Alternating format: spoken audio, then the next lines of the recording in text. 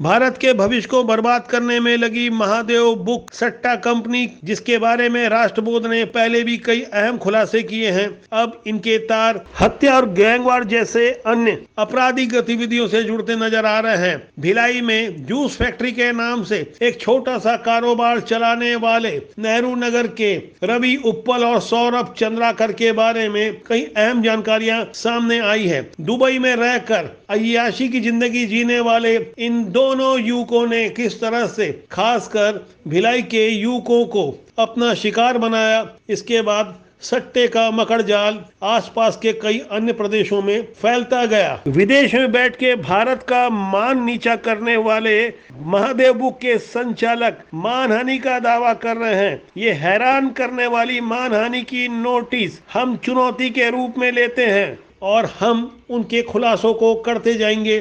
सौरभ चंद्राकर और रवि उप्पल के इस कारोबार के बारे में जैसे कि हमने पहले बताया था, भिलाई के नेहरू नगर चौक में जो चौपाटी नामक खाने पीने की दुकानें लगी हुई है वह इन्हीं का ही कारोबार है। इसके पहले जूस फैक्ट्री के नाम से इन्होंने स्टोर भी खोला था जो अब बंद हो गया है। अब अरबों का खेल करने वाले महादेव बुक दरअसल भारत के भविष्य को बर्बाद कर रहे हैं। कुछ लोगों को सट्टे में जितवाने के बाद हजारों लाखों लोगों को अपने मकड़ जाल में फंसाने के बाद कई घर बर्बाद कर रहे हैं। महादेव बुक के ऐसे ही एक लेन देन के कारण भिलाई में एक युवक की हत्या हो गई।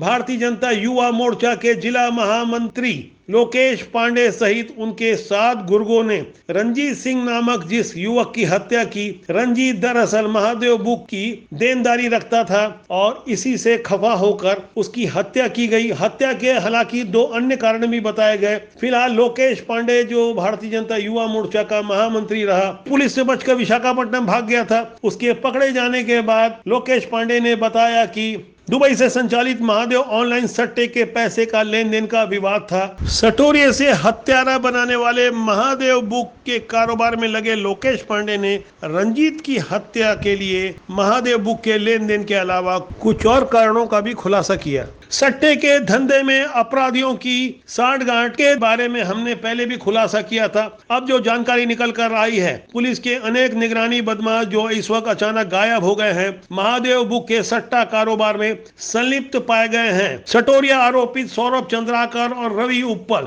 जिन्होंने अपने 2 नंबर के पैसे को भिलाई, दुर्ग सहित रायपुर और आसपास के कई सोने के बड़े कारोबारी ज्वेलर्स को अपने कारोबार में शामिल किया, अब वो अपने पैसे को सोने में कन्वर्ट कर रहे हैं। भिलाई के आकाशगंगा स्थित एक बड़े ज्वेलर्स का नाम इसमें सामने आया है। महादेव बुक के माध्यम से ऑनलाइन सट्टा खिलाने की जानकारी बाहर आते ही कई सटोरिये धीरे धीरे शहर छोड़ने लगे, लेकिन अभी भी भूमिगत होकर महादेव बुक का सट्टा कारोबार चल रहा है। आईपीएल में यह कारोबार उफान पर था, लेकिन अभी भी भिलाई नगर निवासी सतनाम सिंह, सन्नी सिंह, कैंप क्षेत्र का टकला, दीपक नेपाली, आकाशगंगा के कपड़ा व्यापारी कमल चेलानी, कपिल चेलानी का नाम ऑनलाइन खिलाने में सामने आया था। इनके भी जो तार जुड़े हुए हैं वो आसपास के कई व्यापारियों से जुड़े हुए हैं। राष्ट्रबोध को मिली जानकारी के अनुसार महादेव बुक के संचालक रवि उप्पल के दोनों भाई राहुल उप्पल और रोहिल उप्पल भी, जो कि इस अवैध गोरख धंधे में शामिल हैं, लाखों करोड़ों से निकलकर यह व्यापार अरबों का हो गया।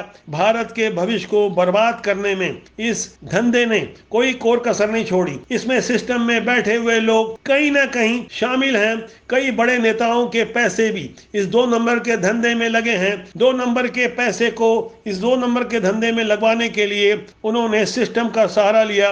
हालांकि पुलिस ने कड़ाई के साथ शुरुआत में कार्रवाई की। अब इनके बारे में जानकारी इसलिए आनी कम हो गई है क्योंकि अब इन्होंने अपने कारोबार को बेशातिराना ढंग से करना शुरू कर दिया है। अब ये बाकायदा मीडिया को मानहानि के नोटिस से धमकाने का जो इन्होंने प्रयास किया उस पर दाल नहीं गली, तो अब इन्होंने बेशातिर तरीके से, गुप्त तरीके से अपने कार्य को जारी रखा है। ये जिस तरह के पासवर्ड प्रोवाइड करा रहे हैं, जिस तरह से ऑनलाइन गेमिंग करवा रहे हैं, उसमें इन्होंने कुछ बदलाव किया है, कुछ ऐसे बड़े बदलाव जिस पर पुलिस और साइबर एक्सपर्ट की नजर जमी हुई है। आगे कुछ और बड़े खुलासे को समझने के लिए कृपया राष्ट्रबोध को सब्सक्राइब करें। आने वाले दिनों में कुछ हम भी बड़े खुलासे करने जा रहे हैं। Bureau report, राष्ट्रबोध।